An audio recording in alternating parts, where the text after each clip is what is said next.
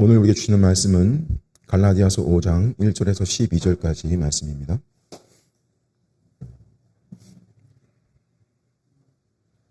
하나님 말씀을 들으십시오. 그리스도께서 우리를 자유롭게 하려고 자유를 주셨으니 그러므로 굳건하게 서서 다시는 종의 멍에를 매지 말라. 보라, 나 바울은 너희에게 말하노니 너희가 만일 할례를 받으면 그리스도께서 너희에게 아무 유익이 없으리라. 내가 할례를 받는 각 사람에게 다시 증언하노니 그는 율법 전체를 행할 의무를 가진 자라. 율법 안에서 의롭다함을 얻으려 하는 너희는 그리스도에게서 끊어지고 은혜에서 떨어진 자로다. 우리가 성령으로 믿음을 따라 의의 소망을 기다리노니 그리스도 예수 안에서는 할례나 무할례나 효력이 없으되 사랑으로서 역사하는 믿음뿐이니라. 너희가 다름질을 잘 하더니 누가 너희를 막아 진리를 순종하지 못하게 하더냐. 그 권면은 너희를 부르신 이에게서 난 것이 아니니라. 적은 누룩이 온 덩이에 퍼지느니라. 나는 너희가 아무 다른 마음을 품지 아니할 줄을 주 안에서 확신하노라. 그러나 너희를 요동하게 하는 자는 누구든지 심판을 받으리라. 형제들아, 내가 지금까지 할례를 전한다면 어찌하여 지금까지 박해를 받으리요. 그리하였으면 십자가의 걸림돌이 제거되었으리니 너희를 어지럽게 하는 자들은 스스로 베어버리기를 원하노라.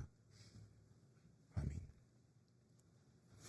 갈라디아서 5장, 6장은 갈라디아서 전체 구조에서 결론에 해당하는 부분이고 오늘 본문은 그 출발이 되는 지점입니다.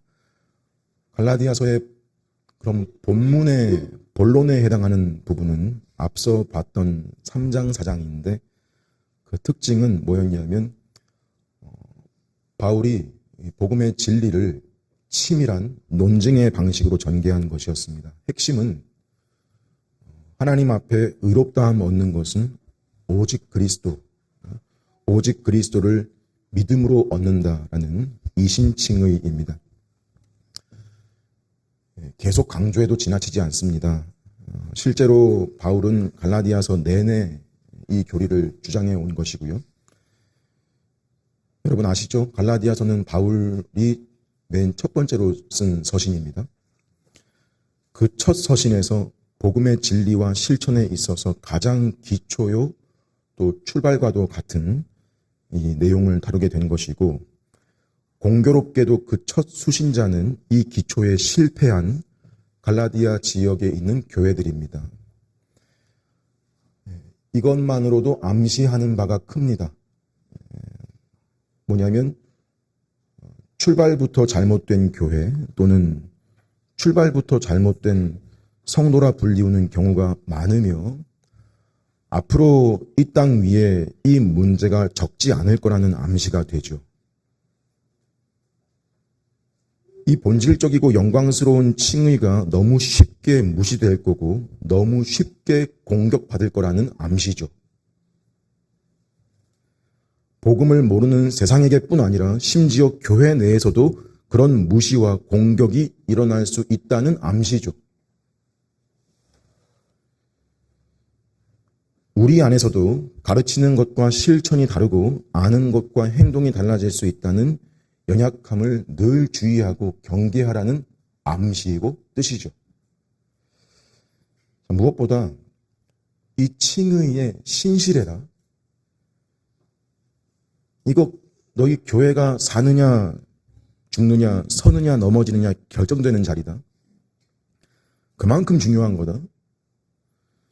우리를 참된 교회가 되게 하든지 아니면 스스로를 교회라 부르면서도 하나님의 눈에는 전혀 교회가 아닐 수도 있게 하는 지점이다.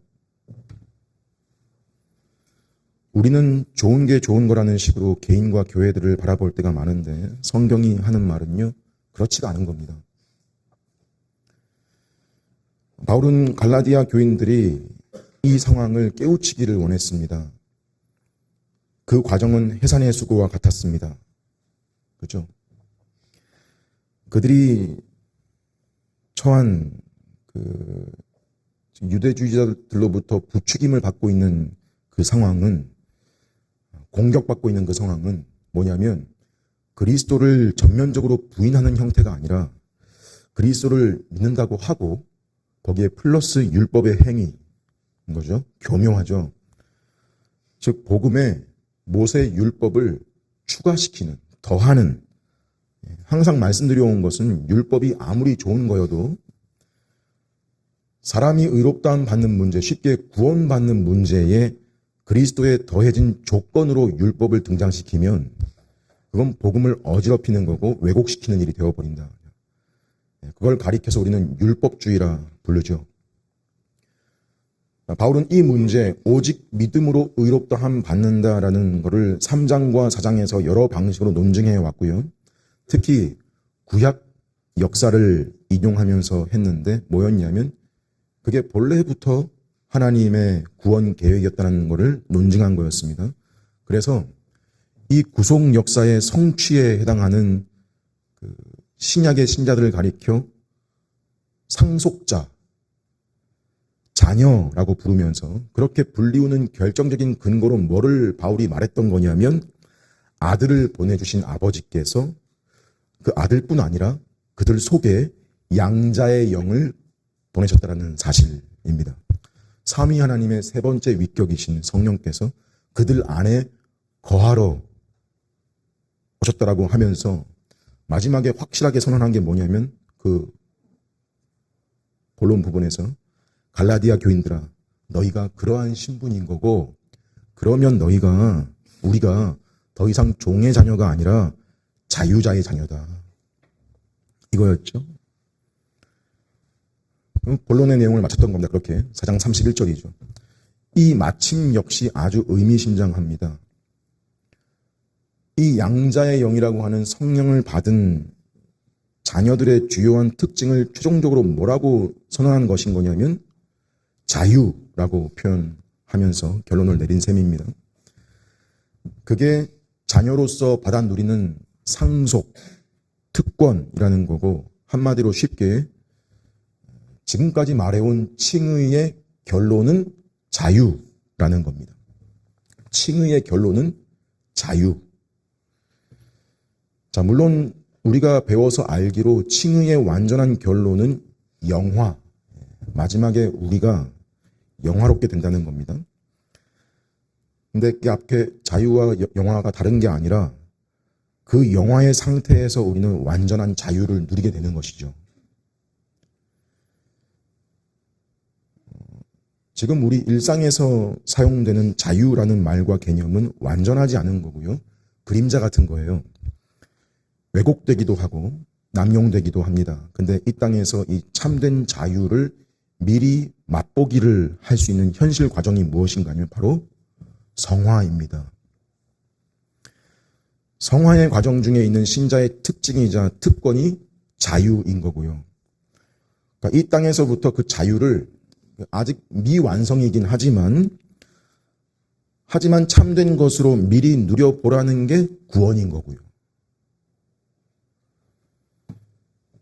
그래서 5장 전체의 내용은 뭐인 거냐면 이 자유가 뭐며 이 자유를 가진 자의 모습은 어떤 열매로 나타나냐는 거고 결국 그리스도께서 오셔서 나무에 달려 저주가 되신 일도 이 자유를 너희에게 주시려고 인셈인 겁니다.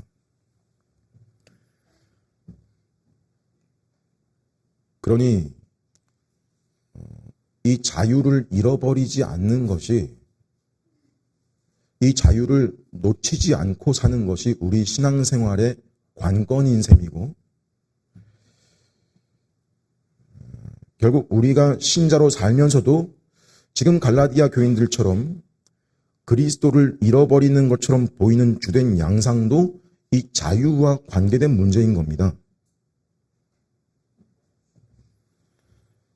크게 두 가지 문제입니다. 하나는 이 자유를 잃어버리고 다시 종의 멍에를 메어버리는 율법주의요.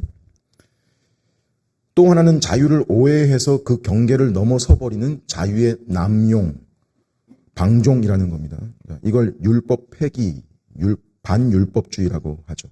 이 두 가지가 율법주의와 율법 폐기론, 이 두 가지가 바울이 5장에서 다루는 겁니다. 이게 5장의 구조가 그렇습니다. 1절에 보면 그리스도께서 우리를 자유롭게 하려고 자유를 주셨으니 그러므로 굳건하게 서서 다시는 종의 멍에를 매지 마라. 그렇죠? 특별히 율법주의를 경고하는 내용이고요. 그리고 이 비슷한 형태가 또 5장에 어디냐면 13절입니다. 다음 주 본문 첫 구절인데 보시면 형제들아 너희가 자유를 위하여 부르심을 입었으나 그러나 그 자유로 육체의 기회를 삼지 말고 오직 사랑으로 서로 종노릇해라. 그렇죠? 자유를 위하여 부르심을 받았으나 입었으나 그 자유로 육체의 기회로 삼지 말고. 자, 방종, 율법 폐기에 대한 경고입니다. 자, 우리 신앙생활은 항상 이 둘이 문제입니다. 율법주의 아니면 율법 폐기론인 거고, 그래서 오늘 12절까지는 우리가 그리스도를 떠나는 첫 번째 양상, 율법주의에 대해서 실천적 경고를 다루는 겁니다. 갈라디아서의 결론의 첫 문장이 5장 1절인 건데 5장 1절에서 뭘 외치냐면 자유를 외치며 시작합니다. 자, 먼저 이걸 물어봐야 되겠죠. 자유가 대체 무엇인가? 성경이 말하는 자유는 크게 두 가지입니다. 하나는 무엇으로부터의 자유냐? 또 하나는 무엇을 할 수 있는 자유냐? 이해되시죠? 무엇으로부터 자유냐? 무엇을 할 수 있는 자유냐? 자, 무엇으로부터의 자유냐라고 하는 건 소극적인 자유라고 할 수 있겠습니다. 해방이라면 무엇을 할 수 있는 자유냐라고 하는 건 적극적인 자유이면서 특권입니다. 자, 자유는 크게 해방과 특권인 셈입니다. 우리는 종종 자유라는 단어를 생각하기 시작하면 세상에서 사용하고 있는 말하는 자유에 대한 인식을 먼저 떠올리기 쉬운데, 자, 우리의 가치관도 여기서 바뀌어야 됩니다. 노력을 해야 돼요. 자유하면 뭔지 떠오르는 게 바뀌어야 돼요. 쉬운 게 뭐냐? 가령 단순한 심리적 자유나 개인적인 개인이 받는 어떤 제재나 강제를 당하지 않을 권리, 그죠? 자유라는 개념이 그래요. 그 개인적인 자유의 기준은 뭐냐면 자기 자신이죠. 자기가 생각할 때 자기가 편하고 자기가 좋고 자기가 마음에 드는 선택을 한다. 근데 지금 성경이 말하는 자유는 그런 게 본질이 아니죠. 어느 정도 반영은 되어 있겠지만, 자, 또 뭐도 아닌 거냐면 정치적으로, 시민적으로, 시민으로서의 자유도 본질은 아닌 겁니다. 그 그림자예요.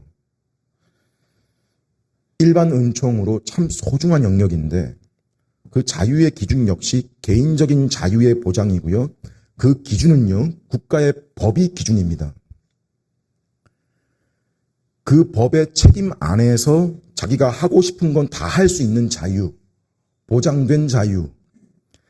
그래서 그 가치는 존엄하고 소중한데, 근데 만약 국가법이 동성애를 인정한다면 그 안에서 자유를 보장받는다는 건 내가 그것을 거절할 수 있는 자유도 보장돼야 마땅한 거고, 그죠? 또 뭐도 보장되는 거냐면 동성애를 찬성하고 동성애를 말해도 부끄럽지 않을 자유도 있게 되는 거죠.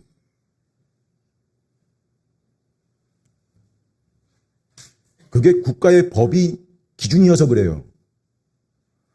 자, 이런 세상 속에서 죄인들이 살아갑니다. 인생들이 살아가요.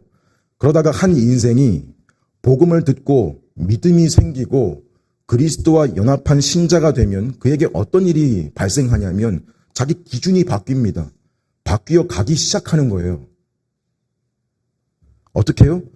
하나님의 뜻이 기준이 됩니다. 가치관이 바뀝니다. 하나님의 법이 자기 기준이 돼서 누가 강제해서가 아니라, 심지어 하나님도 강제해서가 아니라 순전히 자신이 그 법을 사랑해서 그게 기준이 돼서 그 안에서 누리는 자유라는 게 생겨요. 어떤 거냐면, 그래서 이 사람이 말합니다. 이렇게 말합니다. 하나님의 뜻에 내가 순종하는 이 일에 어기라고 강제할 자가 없다. 하나님과 나 사이에 어느 누구도 어느 무엇도 개입할 수 없다. 나는 이런 시대적 요구와 사람들의 시선과 평가에 굴하지 않고 하나님의 뜻에 순종할 자유가 있다. 성경은 이런 존재를 가리켜서 종이 아니라 자녀라 하고 이 자유를 하나님의 자녀된 권세라 그럽니다. 또 자녀가 아버지께 나아가는데 무슨 제약이 있어요? 그런 거 없어요. 자녀는 아버지가 운영하는 회사의 직원이 아닙니다. 종이 아니에요. 부리는 신하가 아닙니다. 뭐 거쳐야 될 절차가 없어요. 그냥 직접 아버지 방문 두드리고 열고 들어가면 되는 게 아들입니다. 이게 성경이 말하는 지금까지 이게 무엇을 할 수 있냐에 해당하는 자유예요. 그는 하나님의 법을 따르기를 선택할 수 있으며 그 선택에 어떤 박해와 반박이 있어도 굴하지 않을 자유가 있으며 하나님의 법을 선택할 그리스도인의 자유, 양심과 신분의 자유가 있습니다. 자, 이 악한 세대를 사는 어떤 한 인생이 이렇게 된 데에는 이 사람에게 먼저 뭐가 일어났기 때문인 거냐면요. 무엇으로부터의 자유가 있었냐는 겁니다. 먼저. 자, 바로 이게 바울이 지금까지 갈라디아서에서 해온 이야기인 거예요. 뭐로부터의 자유였어요? 핵심적으로 율법으로부터의 자유. 좀 더 쉽게 율법으로부터의 자유라는 말은 이제 더 이상 모세 율법의 의식법, 그 모든 규칙과 규례들로부터 요구받거나 정죄되지 않을 자유예요. 엄격하고 준엄한 초등교사로서의 의식법, 중간에 막힌 담과 같던 이 휘장과 같던 이 의식과 제도들을 다 찢으시고 다 치우셨다. 그리고 도덕법이, 의식법뿐만 아니라 도덕법이 행위 언약의 형태로 요구되던 지켜라, 그리하면 살 거다, 살리라의 원리로부터의 자유예요. 10계명 1계명부터 10계명까지를 지키지 못했을 때 오는 그 율법의 정죄로부터 또 왜곡되이 행위로 의를 얻어보겠다라고 했던 그 종살이로부터 율법을 어겼다고 오는 죄책과 저주로부터의 자유. 자, 이거 실로 엄청나게 큰 차이입니다. 엄청난 거예요. 자, 이 자유의 수준, 차이가 구약과 신약의 차이를 고스란히 나타내는 건데 기억하실 겁니다. 바울이 구약의 수준을 앞에서 어떻게 논증했었냐면 율법을 주인의 아이를 돌보는 후견인과 청지기처럼 묘사했죠. 율법은 여러분과 저를 그런 어린 아이처럼 다룬 거예요. 수업 시간에 어떻게 조용해야 되는가, 복도에서 뛰지 말아야 되는지, 심지어 화장실은 언제 어떻게 갈 수 있는지 일일이 다 말해줘야 되는 아이처럼 대했던 거다.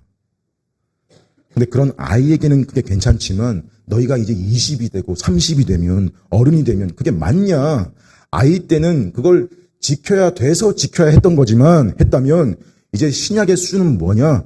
양자의 영, 성령께서 너희 속에 들어오셔서 거주하시는 자녀로서의 권세와 자유를 가지는 성령 안에서의 삶으로 특징 지어지죠. 자, 이걸 같은 맥락에서 본 사도 요한이 요한 1서 5장 3절에 적은 것이 유명한 말씀, 이 말씀입니다. 하나님을 사랑하는 것은 이것이니 우리가 그의 계명들을 지키는 것이라. 그의 계명들은 무거운 것이 아니로다. 수준이 달라진 사람한테 하는 말이에요.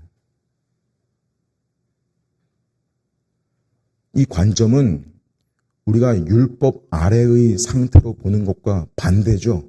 성령 안에서의 삶은 여러분, 우리로 하여금 강제나 정죄 없이 바로 이 일을 하게 합니다.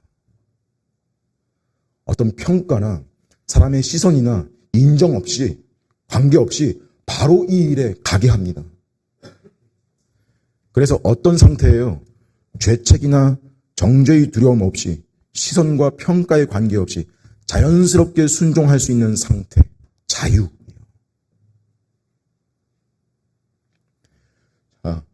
들어보니까 뭐냐면, 무엇으로부터의 자유냐가 무엇을 할 수 있냐의 자유와 직결되죠.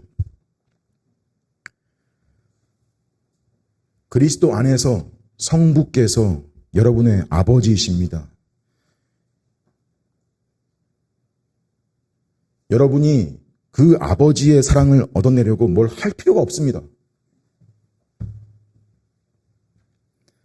나와 그분의 관계는 내 순종에 달려있지 않습니다. 그분은 완전한 아버지이시며 사랑하시고 오래 참으시고 용서하시며 결코 우리를 버리거나 떠나지 않으십니다.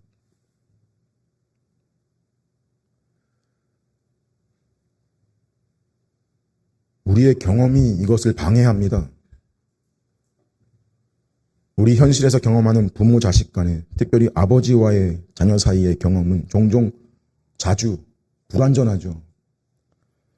아빠의 사랑을 얻기 위해서 잘해야 한다고 느끼기도 하고, 순종이나 성과와 성취에 따라서 내가 아빠의 인정을 받는다라고 느끼기도 하고, 반대로 실제 부모도 그러는 세상이고, 때로는 부모의 실망, 부모의 거절, 버림, 조건적인 사랑을 경험하기도 하죠. 하지만 하늘 아버지는 그런 분이 아니시죠. 우리는 하나님 아버지로부터 그것을 얻어낼 필요가 없습니다.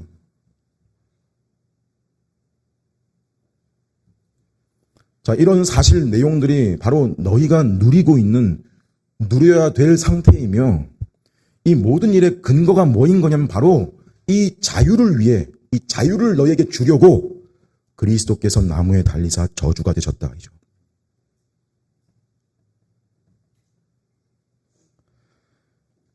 여러분, 그래서 이 칭의와 그로부터 흘러오는 자유라고 하는 것은 매우 값비싼 겁니다.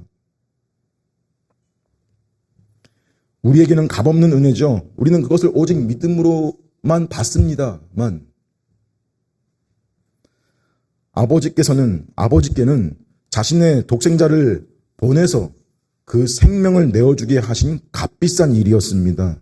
그래서 이 자유는 우리에게 그냥 그 혜택 정도가 아니라 그리스도께서 나무에 달려 저주가 되사 주어진 값입니다. 그래서 한마디로 자유가 무엇인가? 내 마음대로 사는 자유가 아니라 율법의 정죄와 자기 의의 종살이에서 해방돼서 성령 안에서 하나님께 기쁘게 기꺼이 순종할 수 있는 자유입니다. 그래서 뭐라 말해요? 굳건하게 서서 다시는 종의 멍에를 매지 마라 하는 거예요. 자, 굳건하게라는 말은 대열을 유지하고 한치도 밀리지 말라는 군사 용어입니다. 즉 목숨을 걸어라와 비슷한 말이에요. 목숨을 걸어라.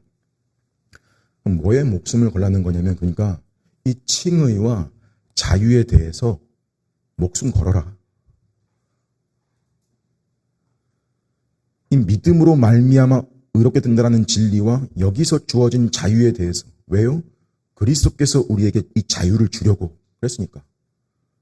그러니 이건 타협이 없는 지점이고, 흔들림 없이, 두려움 없이 어떤 위협을 무릅쓰고라도 지키고 변호해야 할 지점, 누구에 의해서 어떤 방식으로 반대되고 비방받고 모욕을 당하든지 그 어떤 부분도 포기되지 않게 해라.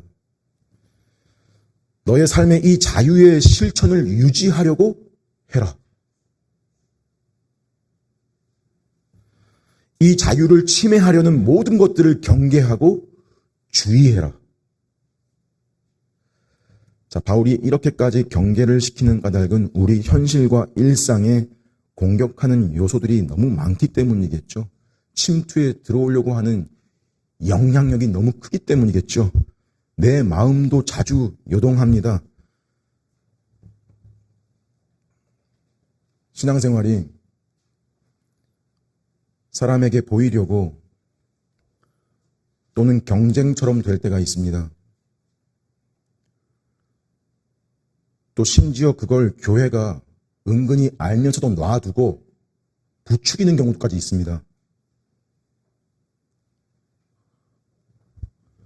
헌금 많이 해라. 기도해라.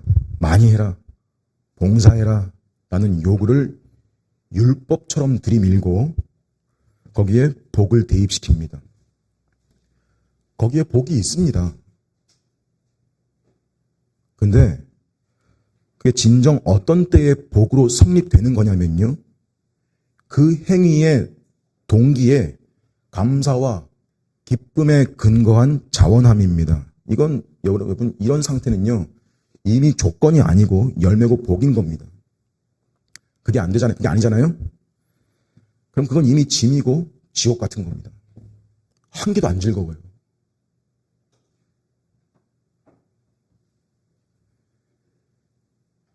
여러분이 하는 행위가 어떤 이유나 어떤 조건을 충족시키기 위해 하는 거라면 가령 좀 극단적으로 크게 예를 들어 본다면 혹시 구원 못 받을까 봐 예배 나오고 구원 받으려고 헌금하고 그런 거라면 그 모든 행위들이 하나님 앞에 아무 의미가 없는 겁니다. 이렇게 예를 들면 이렇게 말할 수 있습니다. 나는 구원 받으려고는 아니다. 그럼 이건요.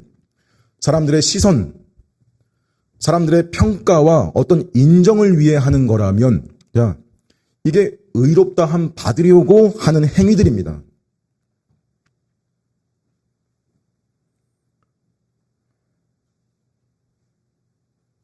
사실 기독교가 그런 식으로 성도를 억압하고 위협하고 그러는 순간 그 기독교는 행위 종교입니다.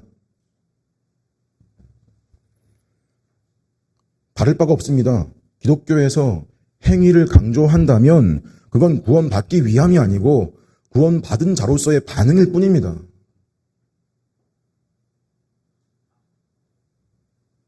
그거 바뀝니다. 그거 참된 기독교입니다. 만일 우리 신앙생활이 감사나 기쁨과 기꺼움에 의한 자발성이 아니라 매여서 하는 거거나 억지로 마지못해 하는 거라면 아직 바른 신앙에 서 있지 않을 가능성이 많은 겁니다. 매우 안타깝고 가여운 겁니다. 물론 신앙이 어리고 배움이 짧아서 자발적으로 할 수 없을 때에는 어쩔 수 없이 어린아이들 교육받듯이 훈련도 훈련처럼 필요한 부분이 있죠. 싸움의 차원의 노력이 필요할 때도 있지만은 참된 믿음에서는요. 그 훈련, 그 노력조차도 믿음의 열매예요. 오래 참음, 충성 등등의 영역이죠. 자, 자기의 신앙을 이렇게 바라보는 겁니다. 내 신앙의 열매와 반응들이 사람의 시선과 평가와 인정을 바라보는 것 위에 놓인 건가? 그러면 고치고 바로잡고 바꾸고 부족함과 연약함 속에서도 하나님의 사랑과 은혜가 감사하여 나오는 것인 줄 확인하며 그 위에 있으려고 하는 것 자체가 뭐냐면 굳건하게 서서 종의 몽요를 매지 않는 겁니다. 나의 어떤 행위든지 그것이 내가 하나님께 받아들여지기 위한 거고 하나님의 호의를 얻기 위한 거며 그 행위의 정도에 따라서 자기 상태를 측정하고 거기서 만족과 위안을 내가 느끼려고 한다면 얻으려고 한다면 심지어 그 잣대를 남한테도 들이미는 다 멍해고 짐이에요. 여러분. 이 종의 멍에를 다시 매지 않으려는 여러분 이게 목숨 걸 문제입니다.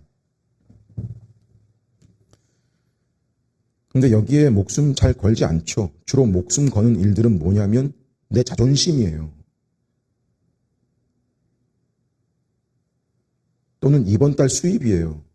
매출, 이번 학기 자녀의 성적, 내 성적,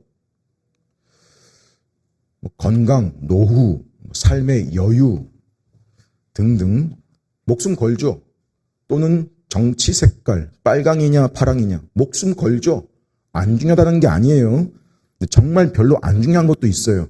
교회에서 피아노냐 오르간이냐, 주관적인 것들, 저녁 예배냐 오후 예배냐, 지금 이 신약 시대에 서로 다룰 수 있는 것들, 중요하지 않다는 게 아니라 본질이 아니잖아요. 본질 아니에요. 다 복음보다 아래 놓인 것들이에요. 다 뭐냐면 우리가 진짜 목숨 걸 일이 무엇인지 모르고 신앙생활하죠. 모르고 살아요. 성경에서 분명하게 굳게 서서 사수하라는 게 뭐냐? 너가 하나님의 자녀가 되었고 하나님이 너를 그리스도만 보시고 받아주셨다라는 그 사실에 대해서 누구도 무엇도 넘어오지 못하게 해라.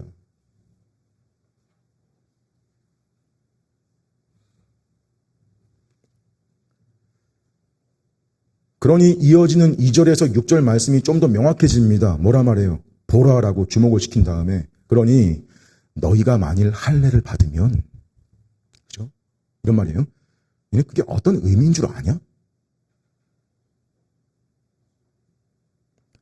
바울이 볼 때 지금 갈라디아 교인들이 할례를 받는다는 건 그 할례 자체를 받는 행위, 그 일만이 아니고, 받으면 그만, 그런 식의 행위 자체가 아니고 거기에 담겨있는 상징과 모든 의도를 다 받아들이는 거다. 할례를 받아들인다는 것은 거기에 담겨있는 모든 것을 수용하는 것이며 상태의 문제이며 너의 추구의 문제이다. 그래서 크게 세 가지 의미를 결과로 말하는 게, 첫째 뭐냐? 어떤 결과냐? 그리스도께서 너희에게 아무 유익이 없으리라요. 뭐하면? 너희가 할례를 받으면 그리스도께서 너희에게 아무 유익이 없으리라. 그게 2절이에요. 자, 우리 잘 압니다. 바울에게 할례 자체는 중요한 게 아니에요, 사실. 받든 안 받든 크게 관계가 없어요, 사실. 디도에게는 받을 필요가 없다 그러고 디모데에게는 받으라 그러잖아요. 지금 바울이 문제시하는 할례는 뭐인 거냐면 유대주의자들처럼 구원받기 위해서 요구되는 거일 때를 가리켜, 율법주의죠.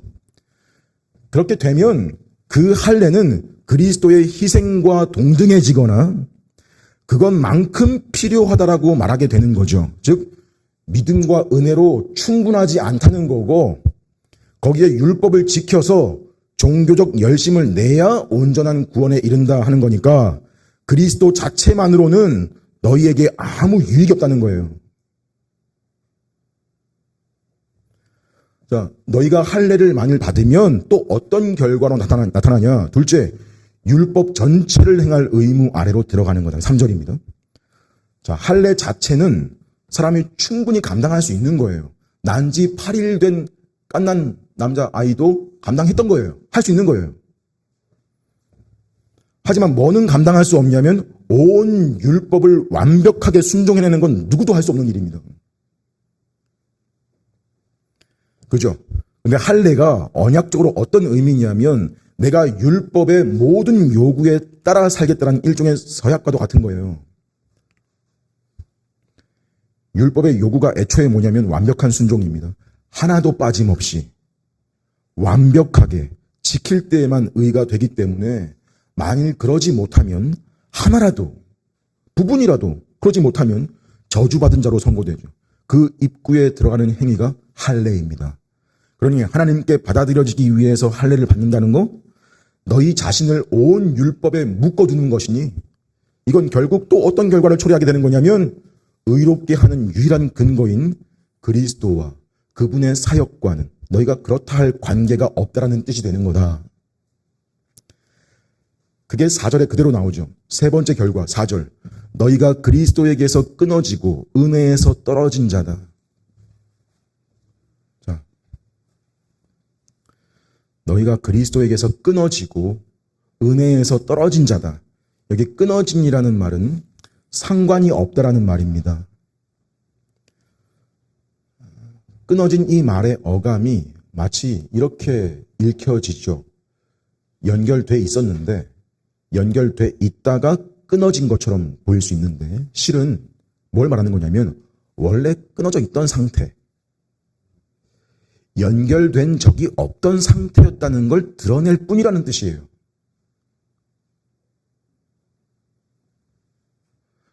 처음부터 실제 믿음이 아니었다는 거죠.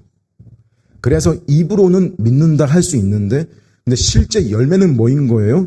예수님이 시작하셨지만 마무리는 내 공로로 내 노력으로 완성시키겠다. 자, 입으로는 믿어도 실제로 뭘 믿지 않고 있다는 거냐면 나를 의롭다 할 충분한 효력이 그분께 있다라는 거 믿지 않는 거예요.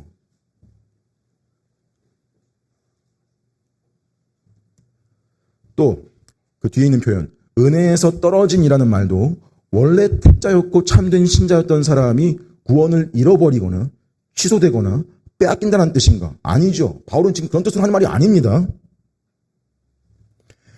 은혜를 자기 입으로 말해왔지만 실제로는 자기 공로를 의지해온 게 드러났다는 뜻입니다. 결과적으로. 즉 문제는 그리스도께서 참된 신자를 구원시켜 놓고도 놓쳐버렸다. 구원을 실패했다라는 게 아니고 그 사람이 했던 신앙 고백과 실제 마음의 믿음 사이에 차이가 있었다는 거죠. 겉으로는 예수 믿는다 말했지만 실제로는 뭐예요? 나는 예수만으로는 부족하다. 내 행위도 필요하다라고 믿고 있었던 거예요. 그러면 그 사람의 고백이 참된 복음신앙의 고백이 아니었다는 것이 드러나는 겁니다. 우리는 교회 안에서 그 사람의 고백이 참된 복음신앙의 고백이 아니었다는 것. 그 사람이 개개인들이 택자인지 아닌지 그 마음 속을 완전히 들여다볼 수 없습니다. 꿰뚫어 볼 수 없어요. 하나님처럼. 쉽게 말해 보이지 않는 입니다. 그래서 교회는 일단 그 사람의 신앙 고백을 기준으로 그를 형제 자매로 받아들입니다.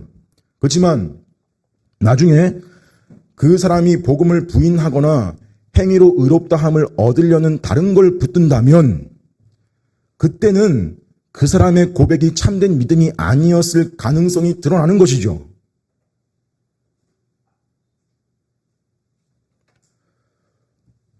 자, 여러분, 이런 설명이 그럼 참된 믿음을 가진 참된 신자들은 절대로 그럴 일이 없다는 말은 아닙니다.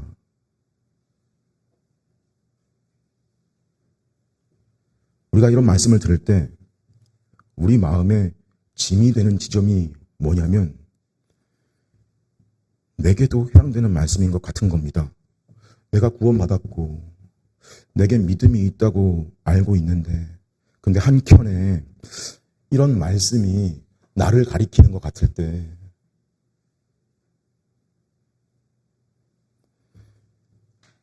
여기서 내가 완전히 자유로울 수 있나? 라는 생각을 하게 되죠.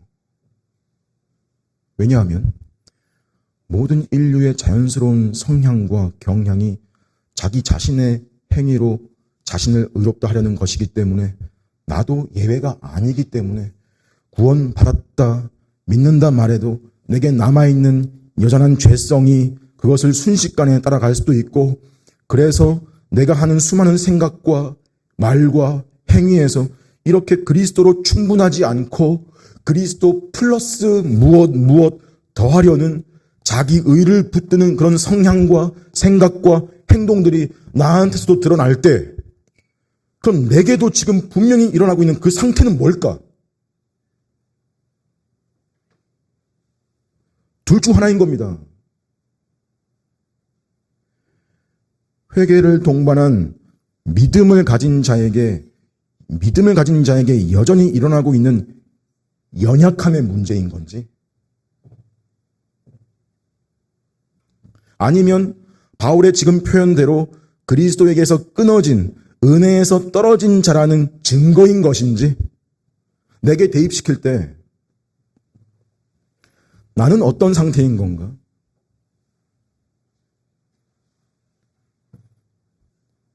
이게 짐이 되고 궁금해지죠. 이것이 여러분 자신을 확인하는 방법입니다. 5절입니다. 우리는 성령으로 믿음을 따라 의의 소망을 기다린다. 자, 무슨 특징으로 표현돼요? 성령, 믿음, 소망, 그리고 기다림. 자, 이거와 정반대되는 특징은 뭐였냐면 앞에서 할례를 받아들이는 거예요. 받아들이는 것, 수용하는 것. 할례가 상징하는 모든 것을 받아들여 추구하는 상태를 가리킵니다. 즉 차이가 뭐냐? 걸려 넘어지는 것과 받아들여 추구하는 것의 차이입니다. 이 두 가지는 엄청나게 다릅니다.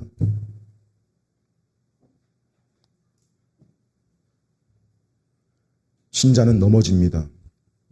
이 설교를 들은 후에도 돌아가서 금세 자기 의를 떠올리며 자기 행위로 자기를 의롭다는 습관과 성향이 나타날 겁니다. 여전히요. 왜? 그게 우리의 기본 본성입니다. 자주 그 방식과 패턴으로 다시 떨어져 나갑니다. 네. 근데 우리는 성령께서 주시는 말씀에도 분명 귀를 기울입니다.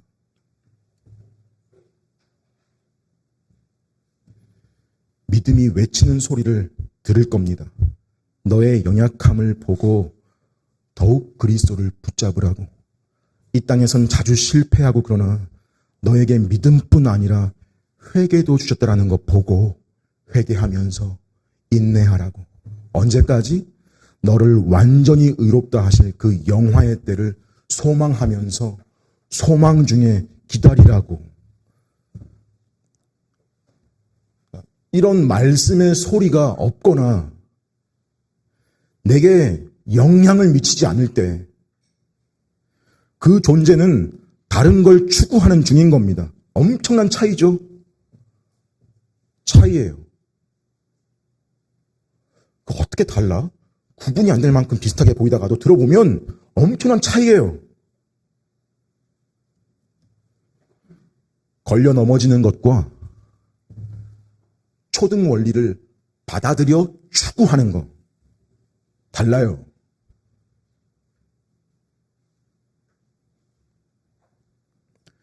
이 차이를 여러분 잘 이해하셔야 됩니다. 그렇지 않으면 여러분이 이 설교 후에 자기 의를 또 추구하고 내가 그리스도 플러스 무엇 하려고 할 때 여전히 내가 구원에서 혹 떨어져 나간 것은 아닌가? 하나님이 나를 택하신 것을 철회하신 것이 아닌가? 내 구원이 취소된 것은 아닌가라는 전혀 맞지 않는 또 하나의 의심의 짐을 지게 될 것이기 때문에 이 차이를 잘 아셔야 됩니다. 여러분, 사람이 그러면 또 뭘 하는 대로 흘러가요? 그걸 만회하려고, 하나님께 인정받으려고 뭘 또 하는 쳇바퀴로 흘러갈 거라고요. 그 차이를 잘 아시라고요. 걸려 넘어지는 것과 초등 원리를 다 수용하여 추구하는 것. 내가 또 걸려 넘어지고 있구나.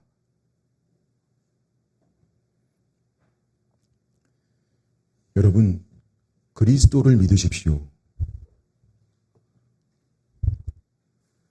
오직 그리스도를 붙드십시오.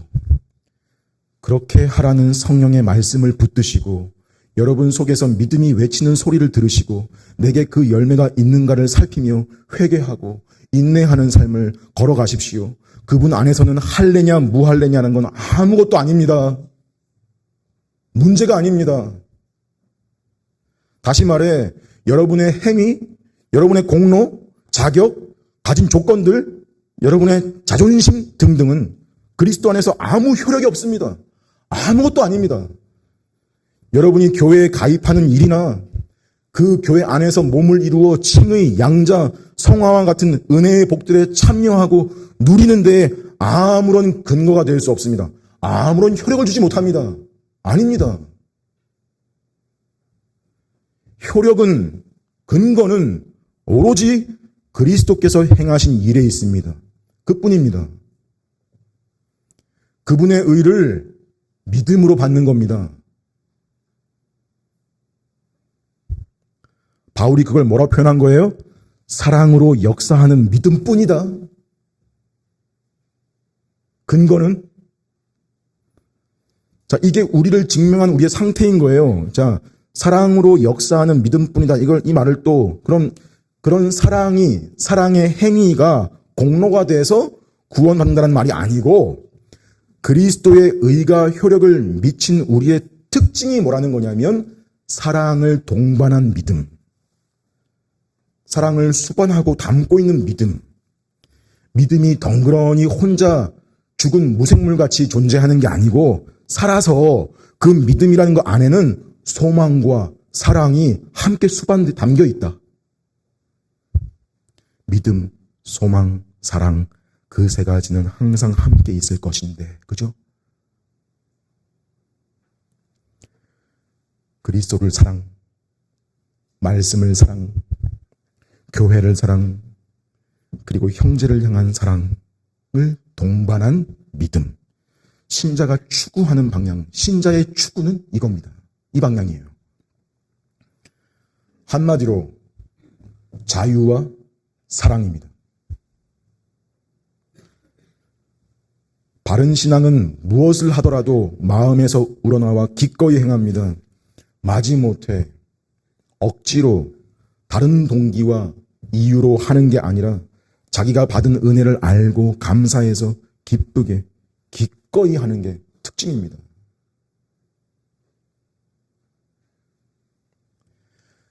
그게 진짜 자유예요. 그리고 그 신앙은 반드시 사랑으로 자신의 모습을 드러내려고 합니다. 사랑을 통해 역사하는 믿음입니다. 참된 믿음이죠. 사실 갈라디아 교인들도 잘했습니다. 잘했어요. 일찍이 바울에게 배운 대로 잘했었습니다. 달리기 경주로 치면요, 바울은 그들에게 잘 달렸다라고 말합니다. 7절이죠. 잘했어요, 그 사람들.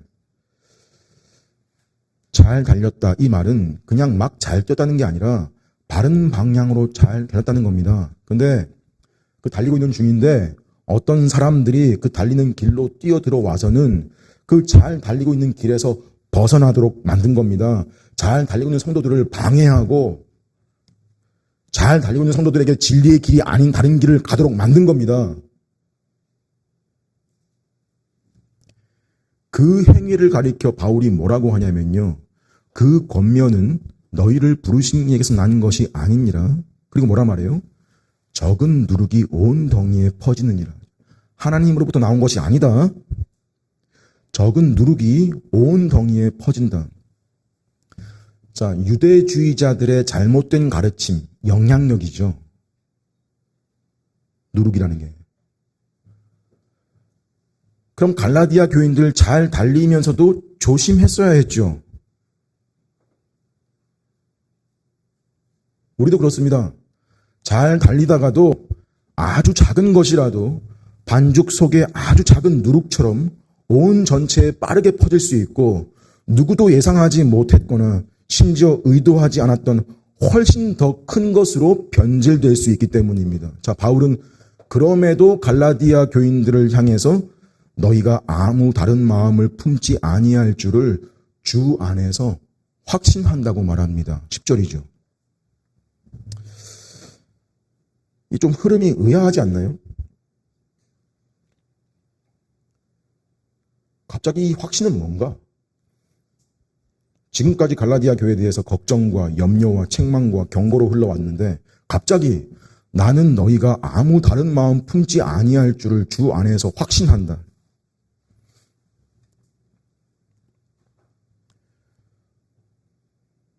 신앙 가진 부부가 자녀 문제로 고민이 많을 때 한쪽이 한쪽에게 이렇게 말합니다. 여보, 우리 그냥 자식을 믿어줍시다. 그러면 대화의 패턴은요, 되게 이렇게 흘러갑니다. 어떻게 되냐면, 어떻게 믿어요? 제 하는 걸 보세요. 근데 그 대화가 신앙인들의 대화라고 생각해 봅시다. 앞에 자식을 믿어주자라는 말이 그 자식, 그 자식 자체나 상황을 낙관적으로 봐서 하는 말이 아니라 주님의 신실하심에 달린 문제라서, 주님의 신실하심에 달린 문제라서, 그러니까 그 아이가 자기 힘으로 결국 잘 해낼 거니까, 그 아이가 우리를 실망시키지 않을 거니까 잘 할 거라고, 그걸 믿자는 게 아니라 주님 때문에 믿자는 거죠. 주 안에서입니다. 뭐와 같이 주님이 이렇게 형편없는 나와 당신도 여기까지 이끌어 오신 것 같이 그분이 우리 자녀도 그렇게 이끄시고 붙드실 것을 소망하고 믿기 때문에 믿어주자는 거. 사실 부모가 자식을 보고 자주 실망스럽다 그러는데 사실 자신부터가 자기 보면서 실망하는 우리 아닌가. 그래서 하나님이 이끄셔야 가능한 인생 우리 아닌가. 지금 뭐 자녀 교육에 대한 얘기가 아니라 여러분 타인에게 누구든지 그런 거예요.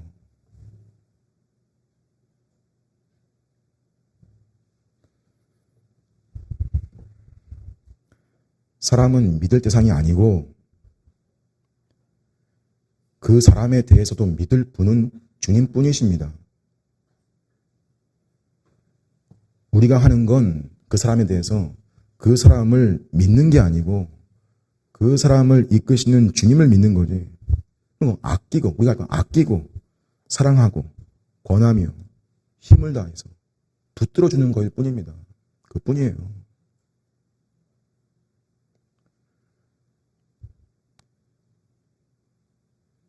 그게 지금 바울이 주 안에서 갈라디아의 형제들에게 하고 있는 일입니다. 그러나 뭐라 말해요? 주께서 인도하실 것이나 누구든지 너희를 요동하게 하는 자는 심판을 받을 것이다. 누룩에 대해서, 교회를 요동케 하는 일에 대해서 또 분명하게 말하죠. 그것을 그대로 둔다면 그건 분명 걸리는 일이 될 거다. 우리의 달려가는 발을 걸려 넘어지게 하는 일이 될 거다. 왜? 내가 전하는 건 십자가고 너희를 걸려 넘어뜨리려는 건 할례다. 생각해봐라. 내가 예전에 유대교회에 있을 때 그때처럼 지금도 할례를 전하고 있다면 그들이 나를 박해했겠냐? 나를 박해하겠냐? 왜 지금 내가 박해를 받는 거겠냐? 내가 십자가만을 전했기 때문 아니냐? 박해받는 거다. 나는 오직 그리스도만 전했다. 자, 십자가와 할례가 양립할 수 있는 건가? 같이 나란히 서 있을 수 있는 건가? 십자가 플러스 할례를 주장하는 쪽에서 생각해 보세요. 그쪽에서 오직 십자가만이라고 주장하는 사람은 걸림돌인 거예요. 십자가는 걸림돌이죠. 지금 바울이 말하는 십자가의 걸림돌이란 말이 십자가가 걸림돌이란 말이에요. 그 사람들한테. 그죠? 반대로 오직 십자가만을 주장하는 쪽에서 볼 때 십자가 플러스 할례라고 하는 쪽도 뭐예요? 마찬가지로 걸림돌이에요. 서로 걸려 넘어지게 하는 거예요. 진리를 말했기 때문에 원수가 되는 거라고요. 여러분, 십자가 플러스 할례?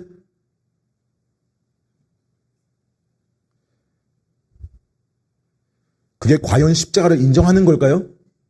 그리스도 플러스 무엇? 그게 과연 그리스도를 인정하는 걸까요? 겉으로 보기에는 십자가도 인정하는 것 같지만 십자가로 충분하지 않다. 인 거기 때문에 십자가를 부정하는 것입니다. 양립할 수 없는 거예요. 양립하면 반드시 무슨 결과예요? 서로 걸림돌이 될 수밖에 없다. 그러니 교회 안에서 이런 일이 일어나면 한쪽으로는 박해가 되고요. 한쪽으로는 그리스도의 심판이 필연인 겁니다. 왜? 두면 누룩과 같이 순식간에 부지불식간에 퍼질 거기 때문이죠. 그게 11절이고요. 그래서 급기야 12절에 뭐라 그래요? 너희를 어지럽게 하는 자들은 스스로 베어버리기를 원하노라. 여기 스스로 베어버린다는 건 거세한다는 겁니다. 매우 생생한 표현인데 바울의 의도는 지금 유대주의자들은 갈라디아 교인들이 할례, 즉 너희 몸의 일부 표피를 잘라내라고 요구하고 있는 건데 할례가 바울은요. 그럼 그렇게 몸의 일부를 자르는 것이 너희의 의라면 차라리 완전히 잘라버려라. 아주 세고 거칠죠. 근데 바울이 지금 감정적으로만 한 말이 아니라 근거를 가지고 한 말인 게 신명기 23장 1절에 계속 구약 가져왔듯이 이렇게 나옵니다. 신명기 23장 1절에 고환이 상한 자나 음경이 잘린 자는 여호와의 총회에 들어오지 못하리라. 옛 언약, 모세 언약 가운데 주신 말씀이잖아요. 지금 유대주의자들의 주장은 뭐냐면 그리스도인이 할례도 받아야 곧 하나님께 받아들여진다는 건데 바울의 의도는 뭐예요? 그들이 스스로 거세함으로써 자신들 스스로를 그 옛 언약의 회중에서조차도 쫓아내는 셈이 되기를 바란다.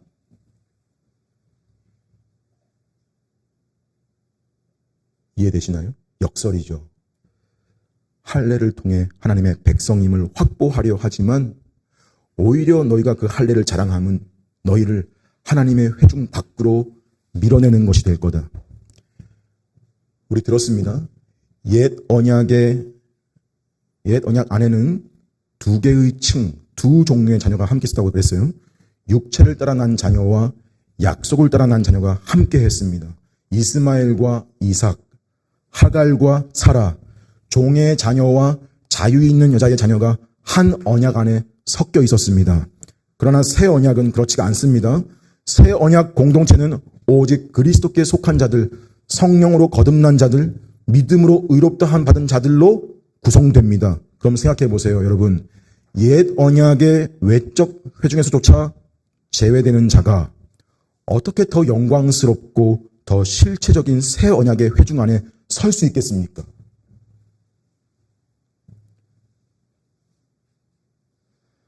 할례라는 외적 표지를 붙들고도 옛 언약의 총회에서 끊어지는 자라면 하물며 그리스도 안에서만 들어갈 수 있는 새 언약 공동체에는 결코 들어올 수 없습니다. 왜요?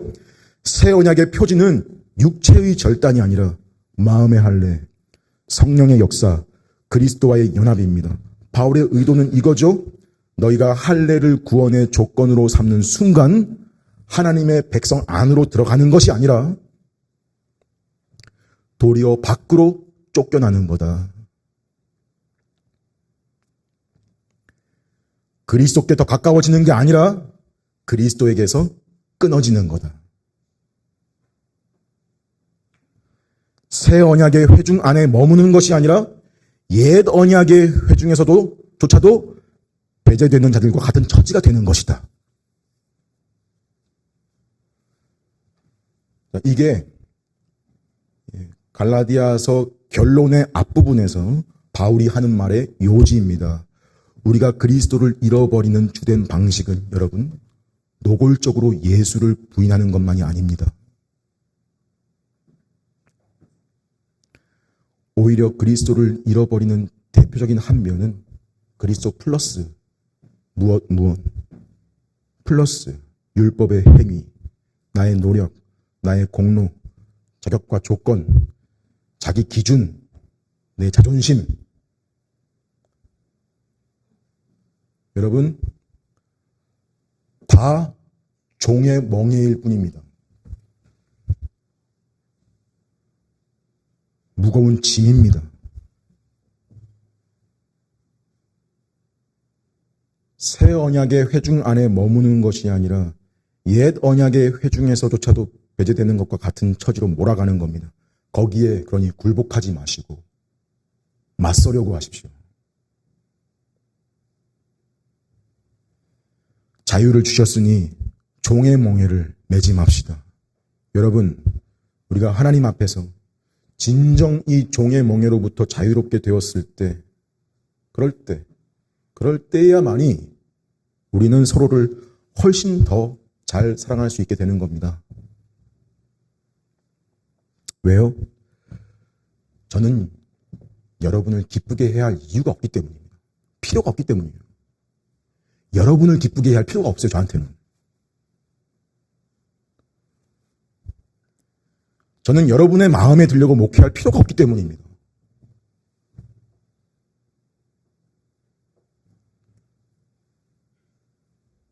여러분도 사람의 평가를 얻기 위해 신앙생활 하는 거 아닙니다. 저는 여러분을 섬길 수 있고 사랑할 수 있습니다. 하지만 여러분이 그것을 좋아하든 좋아하지 않든 그게 제가 맞추어야 될 척도가 아니라는 겁니다. 저는 단순히 내가 사람에게 좋게 하랴, 하나님께 좋게 하랴의 기로에 있는 겁니다. 그게 저의 자유입니다.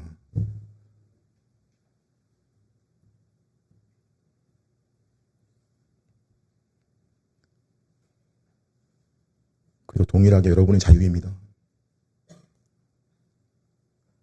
이 자유는 하나님이 그리스도만 보시고 여러분을 받아주신 까닭에 주어진 자유입니다. 이 자유가 남용이나 방종일 리가 없기를, 그러지 않기를 구합니다. 여러분, 이 편지는 교회에 보내는 편지입니다. 교회 안에서 일어난 일들입니다. 지금 우리에게 가장 현실적인 적용은 여러분이 교회에 가입하실 때 서약한 우리 교회의 언약입니다. 그 언약의 핵심은 단순히 내가 교회에서 문제를 일으키지 않겠다는 차원이 아니었습니다. 더 중요하고 1차적인 건 이 지체들과 복음 안에서 연합해서 서겠다는 약속이고, 그리고 서로에게 헌신하기로 한 것입니다. 교회의 평안과 번영과 순결을 추구하고 증진하기로 한 것입니다. 이를 위해서 굳게 서서 신실하게 달려가겠다는 겁니다. 여러분이 지금까지 그래 오신 것처럼 신실하게 잘 달려갑시다. 우리는 계속 그래야 됩니다. 그리고 자신을 바로 보고 자신을 바로 압시다. 나는 결코 주를 부인하지 않을 거다. 다른 사람 다 주를 버려도 결코 나는 주를 버리지 않을 거다라고 성급하게 말했던 어떤 제자와 같이.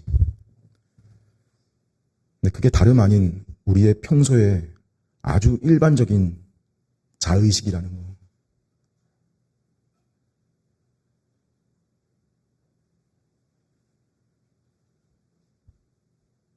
사실 우리는 자신에게서 너무 자주 주님만으로는 안 된다라고 하는 생각과 행동이 많다는 걸 보지 않습니까?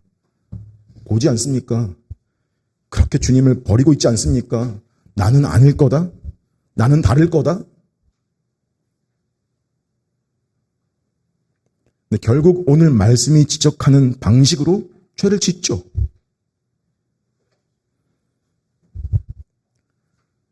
그러니 여러분, 자신에 대해서 너무 자신하지 마십시오.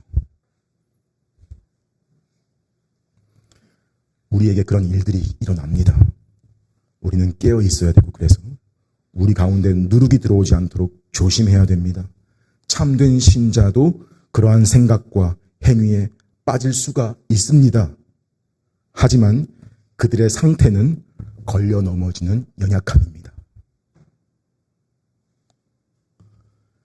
그들에게는 참된 믿음의 뒷면에 돌이키는 회개의 은혜가 존재합니다.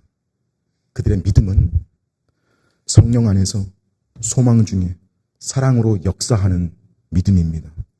우리는 기다림 가운데 그것의 열매를 보기 원합니다. 그리고 서로를 향해 다 이 동일한 소망을 가지길 바랍니다. 어떤 소망이요? 나는 너희가 아무 다른 마음을 품지 아니할 줄을 주 안에서 확신하노라. 오늘 우리 함께 들은 이 말씀이 여러분의 삶의 경책과 동시에 위로의 말씀이기를 바랍니다.